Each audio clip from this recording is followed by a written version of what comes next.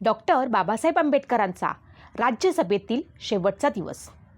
बाबासाहेब आणि माईसाहेब जवळजवळ 3 आठवडे दिल्लीबाहेर होते. 30 नोव्हेंबरला ते परत आले. पण प्रकृती अस्वास्थ्यामुळे बाबासाहेबांना राज्यसभेमध्ये उपस्थित राहता आले नव्हते. राज्यसभेचे सभासद म्हणून नियमाप्रमाणे उपस्थित राहणे. खरं म्हणजे काठमांडूमधून परत येताना त्यांनी बौद्ध तीर्थस्थळांना भेटी देत आले होते आणि प्रत्येक दिवसाला बाबासाहेबांची प्रकृती क्षीण आणि अधिक क्षीण होत होती. पण तरीही मंगळवार दिनांक 4 डिसेंबर 1956 रोजी त्यांनी राज्यसभेत जाण्याचा आग्रह धरला. डॉक्टर मालवणकरांनी त्यांना तपासले व त्यांना जाऊ द्यायला काही हरकत नाही असे सांगितले. बाबासाहेबांना माईसाहेबांनी तयार केले. न्याहारी करून राज्यसभेत बाबासाहेब गेले. दुपारी जेवायला आले तेव्हा ते शिनलेले वाटत होते.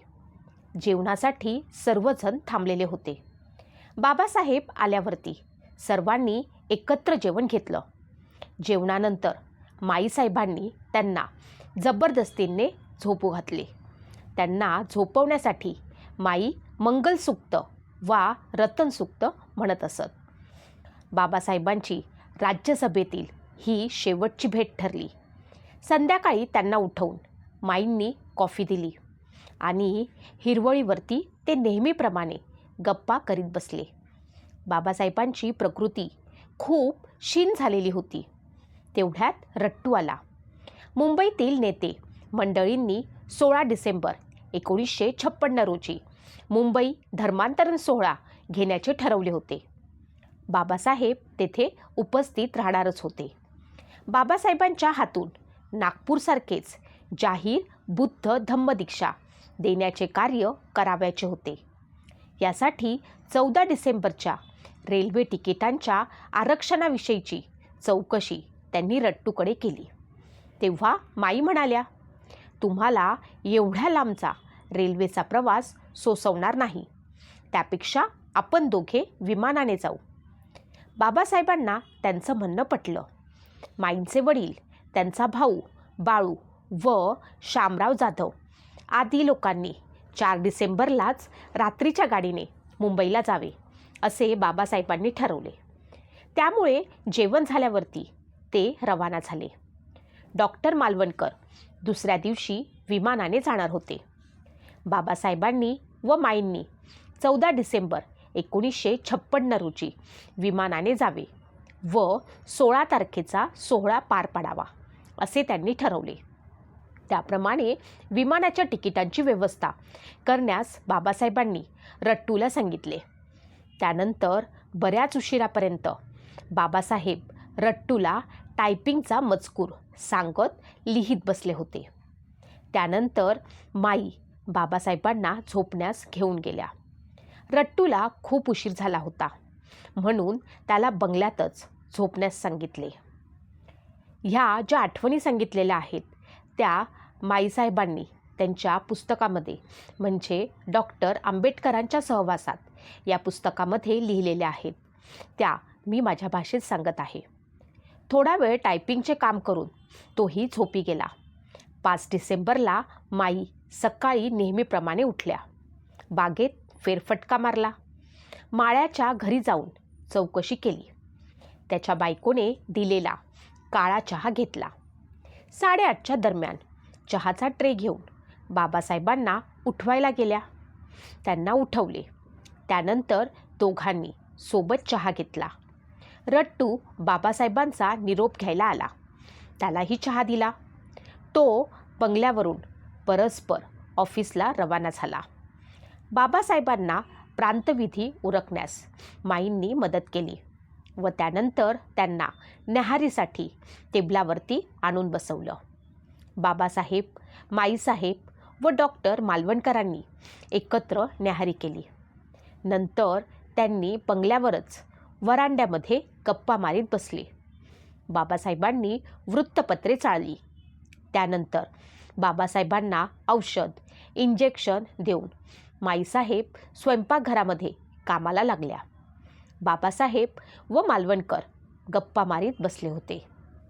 सुमारे 12-12:30च्या सुमारास बाबासाहेबांना जेवणासाठी बोलवायला माई गेल्या, तर बाबासाहेब लायब्ररीमध्ये लिहित आणि वाचित बसले होते. दी बुद्ध अँड हिज धम्माची छपाई मुंबईत शांताराम रेगे ग्रंथपाल, सिद्धार्थ कॉलेज यांच्या देखरेखीखाली पूर्ण होत आली होती. म्हणून रेगे यांनी प्रस्तावना पाठवण्याचा तगादा बाबासाहेबांच्या पाठी लावलेला होता. बाबासाहेबांनी प्रस्तावना मार्च महिन्यातच लिहून ठेवलेली होती. तीत 6 एप्रिल 1956 रोजी काही सुधारणा केल्या होत्या, पण त्यावर शेवटचा हात फिरवायचा होता. तसेच बुद्धा अँड त्याचा धम्म हा ग्रंथ नीटपणे समजावा म्हणून त्या ग्रंथासोबत revolutions and counter revolutions in ancient India आणि बुद्ध आणि कार्ल मार्क्स हे ग्रंथ त्यांनी पूर्ण करीत आणले होते. हे 3ही ग्रंथ लवकरात लवकर प्रकाशित व्हावे अशी बाबासाहेबांची तीव्र इच्छा होती. त्यापैकी दी बुद्ध अँड हिज धम्मा हा ग्रंथ पूर्ण झालेला होता. माईसाहेब लायब्ररीमध्ये जाऊन बाबासाहेबांना जेवायला घेऊन आल्या. सर्वांनी एकत्र जेवण केलं. बाबासाहेबांची प्रकृती नरमच होती. जेवण झाल्यावरती माईंनी त्यांना झोपण्याची व्यवस्था केली. माई दिल्लीला गेल्यापासून स्वतःच बाजारहाट करत असत. कारण कार्य बाहुल्यांची व प्रकृतीमुळे बाबासाहेबांना ते शक्य होत नव्हतं. पुस्तके, कपडे किंवा दागिने अशासारख्या वस्तू खरेदी करतानाच बाबासाहेब स्वतः जात असत. इतकंच की काही वेळा कॅनॉट प्लेसला जाऊन माई काही पुस्तकं निवडून बाबासाहेबांच्या पसंतीसाठी पाठवण्यास दुकानदाराला सांगत असत. आणि आश्चर्य म्हणजे बाबासाहेब ती सारी पुस्तके ठेवत असत.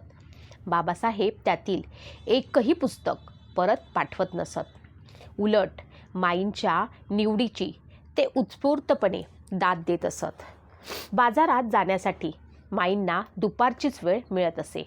बाबासाहेब पार्लमेंटला गेले असले किंवा दुपारी झोपले म्हणजे त्या बाजारहाट आटोपून घेत असत. 5 डिसेंबर 1956 रोजी माईसाहेब दुपारी अशाच नेहमीप्रमाणे बाजारात गेल्या होत्या. घरात भाजीपाला व इतर आवश्यक वस्तू आणायच्या होत्या. योगायोगाने डॉक्टर मालवणकर बंगल्यावरच होते.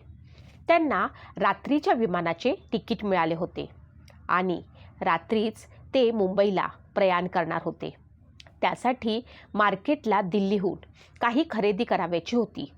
म्हणून माईंसोबत जाण्यापूर्वी येण्याची इच्छा त्यांनी प्रदर्शित केली. बाबासाहेब झोपलेले होते. त्यांना विचारून जाणे म्हणजे त्यांची झोपमोड झाली असती.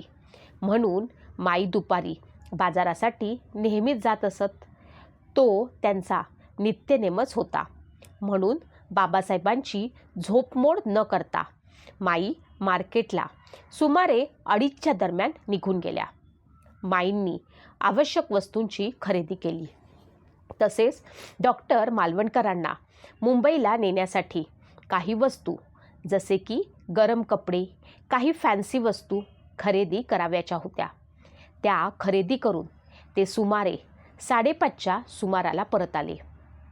ते जेव्हा परत आले तेव्हा माईंनी पाहिलं की बाबासाहेब काहीसे रागात होते.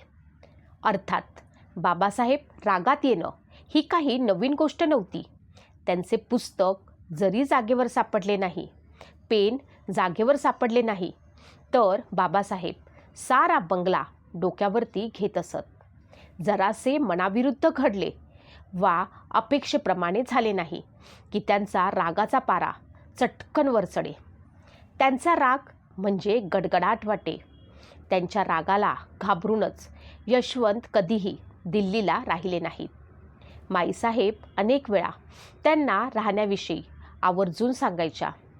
तेव्हा यशवंतराव म्हणायचे, ते चिडतात म्हणून मला त्यांची भीती वाटते. बाबासाहेबांचा राग अर्थातच क्षणिक असे. हवे असलेले पुस्तक, वही व कागद सापडला म्हणजे दुसऱ्या क्षणी त्यांचा राग कुठल्या कुठे पळून जात असे. माई त्यांना नेहमी तुम्ही जमदग्नीचा अवतार आहात असे म्हणत असत. त्यावर ते खदखदून हसत व म्हणत, अगं माझा राग प्रेममूलक व क्षणिक असतो. तेव्हा माईंच्या लक्षात आलं की त्यांना लवकरच जाग आली असेल आणि माझ्या हातून कॉफी हवी असेल किंवा झोप लवकर उघडल्याने त्यांना कंटाळवाणे वाटत असेल, म्हणून त्यांना माईची उपस्थिती आवश्यक वाटत असेल आणि इच्छेप्रमाणे माई हजर न झाल्याने ते चिडले असतील.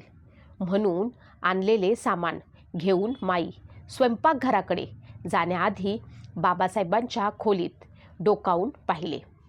तेव्हा ते माईंकडे काहीसे रागाने पाहत म्हणाले, इतका वेळ लावलास? मी केव्हापासून तुझी वाट पाहत आहे. माईंनी त्यांना समजावले व स्वयंपाकघरात आपल्या कामाला लागल्या. त्या दिवशी रात्री 8 वाजता जैन धर्मगुरू व प्रतिनिधींच्या एका शिष्टमंडळांची आणि बाबासाहेबांची पूर्वनियोजित भेट ठरलेली होती. जैन यांचे शिष्टमंडळ ठरल्याप्रमाणे उपस्थित झाले. बाबासाहेबांची व त्यांची दिवाणखान्यामध्ये बौद्ध धम्म आणि जैन धम्मावरती चर्चा झाली होती. डॉक्टर मालवणकरांचे विमानाची वेळ होत आली होती आणि बाबासाहेब तर चर्चेमध्ये अडकलेले होते. आपले सामान घेऊन ते मुंबईला जायला निघाले. जाताना डॉक्टर मालवणकरांनी बाबासाहेबांची परवानगी घेतली व विमानतळाकडे त्यांनी प्रयाण केलं. जैन मुनींची चर्चा संपली आणि ते शिष्टमंडळ बाबासाहेबांचा निरोप घेऊन परत गेले. थोड्याच वेळामध्ये दिवाणखान्यातून बुद्धं शरणं गच्छामि या बुद्धवंदनेच्या ओळी शांत आणि मधुर आवाजामध्ये बाबासाहेबांच्या मुखातून येऊ लागल्या. बाबासाहेबांचं मन अतिशय शांत व आनंदी मनस्थितीमध्ये असले म्हणजे ते बुद्धवंदना व कबीरांचे दोहे म्हणत असत. माईंनी दिवाणखान्यात डोकावून पाहिलं तर बाबासाहेब डोळे बंद करून सोफ्याच्या हातावरती तबल्यासारखा बोटांनी ठेका धरून तन्मयतेनं व एकाग्रतेने बुद्धवंदना सुरात म्हणत होते. नंतर रेडिओग्रामवरती बुद्ध वंदनेची तबकडी लावण्यात त्यांनी रट्टूला सांगितले. तबकडीच्या सुरात सूर मिसळून एकाग्रतेने तालसुरामध्ये मोठमोठ्याने ते बुद्धवंदना म्हणू लागले. हे त्यांचे वागणे आनंदी आणि उत्साही मनाचे द्योतक नव्हे का? तुम्हाला बाबासाहेबांविषयी कोणती माहिती घ्यायला आवडेल हे मला कमेंट बॉक्समध्ये नक्की सांगा.